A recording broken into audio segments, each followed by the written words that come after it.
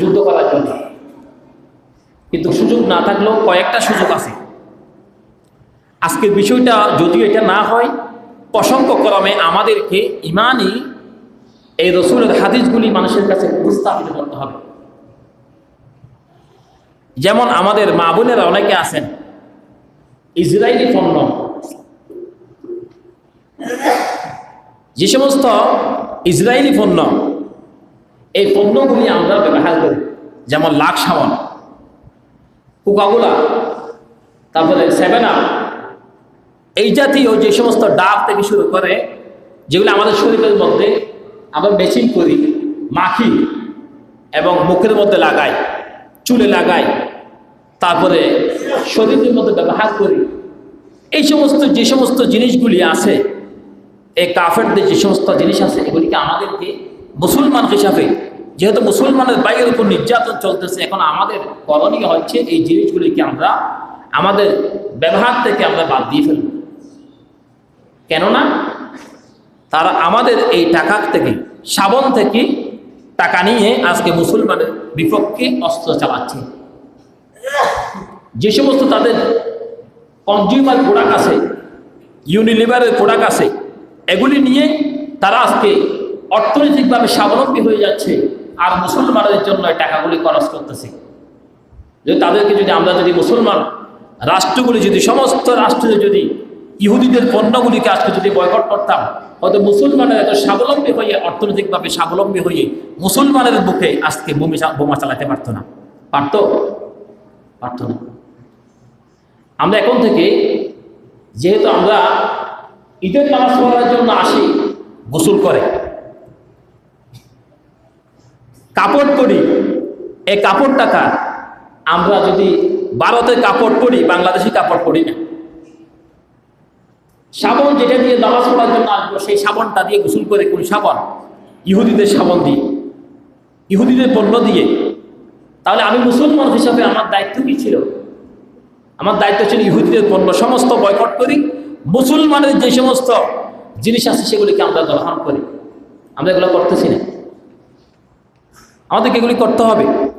যদি নবীজি যদি জিজ্ঞেস করে, তুমি তো আমার উম্মত ছিলা, যে তোমার করার কিছু ছিল না, তবে তুমি তো এতটুকু করতে পারতা, এই আজমনগর থেকে তুমি ফিলিস্তিন যেতে পারবে না, সেটা আমি জানি। তুমি বদরকারী থেকে ফিলিস্তিন যাওয়া তোমার জন্য কঠিন হবে, সেটা আমি জানি।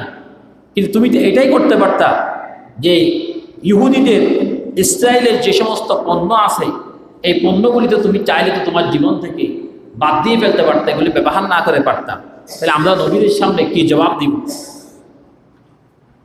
আমি আপনাদেরকে আরজ করব, ইহুদিদের যে সমস্ত পণ্য আছে, যেহেতু মুসলমানের উপর নির্যাতন করতেছে, আপনারা এগুলি কি ব্যবহার করবেন না বলে আমি আশা রাখবো।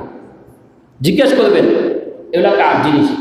আমরা এখন সারাদিন রোজা রাখি, ইফতারের পরে পেপসি খাই, কোকাকোলা খাই, এই সমস্ত না খেয়ে মক্কা মদিনা থেকে যে সমস্ত খেজুর আসে, আপনি একটা খেজুর খান। নবীজি বললেন, সারাদিন যে আল্লাহর বান্দা রোজা রাখলো আর 2টা খেজুর খেয়েছে, তার শরীরের সমস্ত সারাদিন ক্লান্তি যা হলো, এই 2টা খেজুরের মধ্যে এতটুকু ক্যালোরি দেওয়া হয়েছে, এত সুস্বাদু এবং এত কেমিক্যাল দেওয়া হয়েছে, আল্লাহ তাআলা নিজে কুদরতের হাতে দিয়ে দিয়েছেন। এগুলি খেলে তার শরীরটা, অসম্পূর্ণ শরীরটা আবার সম্পূর্ণ হয়ে যাবে। সুবহানাল্লাহ। এমন কোনো জিনিস নাই যে দুনিয়ার সমস্ত জিনিস খেলে শরীরের মধ্যে এত এনার্জি নাই, যতটুকু এনার্জি খেজুরের মতো দেওয়া হয়েছে। তা মদিনাতুল মুনাওয়ারা থেকে আসা হয়, রাসূলের রওজা মুবারকের পাশ থেকে আসা হয়, এই খেজুরগুলো আমরা খাই না।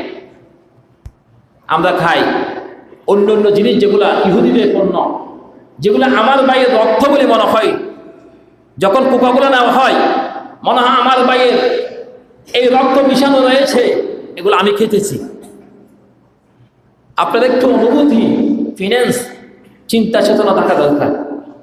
আমরা আজকের থেকে ইহুদিদের পণ্যগুলি না খাওয়ার জন্য চেষ্টা করবো, ইনশাআল্লাহ। পারবো তো? আল্লাহ কথা বুঝছেন না?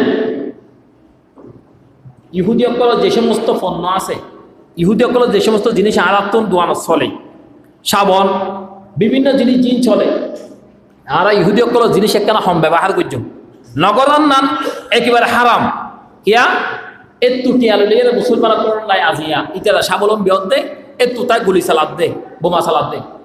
এই 400-500 মনে হয় এখন হাজার হাসা হাসিও গিয়ে গই 2-1 দিনের ভিতরে মুসলমান কল মারি ফেলার দে। এই রসুল হওয়ার দেখি মুসলমান কল আজ বিশ্বযুদ্ধ হলো করছে দেয় অমুসলমান কলে প্রথম বিশ্বযুদ্ধ, দ্বিতীয় বিশ্বযুদ্ধ বিয়াগি মসজিদ মুসলমান কলে, কিন্তু নাম দিয়ে দে মুসলমান কলে দেয়। আজ গোড়া দুনিয়ার মাঝে অপবাদ দে হয়তো মুসলমান জঙ্গি, আসলে মুসলমান